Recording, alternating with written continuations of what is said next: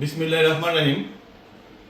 বর্তমানে বাংলাদেশে যে আবহাওয়া বা তাপমাত্রা আমরা দেখতেছি বা সবাই অনুভব করতেছি, তীব্র তাপমাত্রা প্রতিটি মানুষের জীবনযাত্রা এবং চলাফেরা খুবই কষ্ট হচ্ছে এই তাপমাত্রার কারণে বা গরমের কারণে।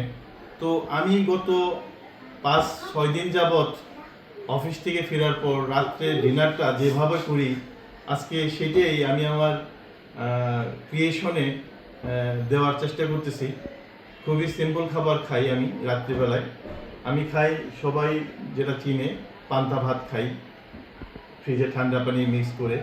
সাথে আমার ভালোবাসার মানুষ শিমু বড়া খুব সুন্দর করে ভাজে, তার সঙ্গে পেঁয়াজ কাঁচামরিচ সেটাকে সুন্দর করে মিক্স করেই পান্তা ভাতটাইকেই আমি রাত্রে খাই এবং খাওয়ার চেষ্টা করি, এবং আমরা পরিবারের সবাই খাই গত 5 দিন যাবৎ।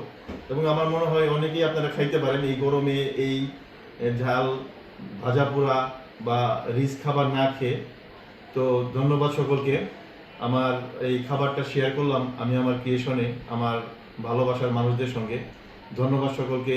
সকলে ভালো থাকবেন, সকলকে ভালো রাখবেন, সকলে সুখে থাকেন। আসসালামু আলাইকুম।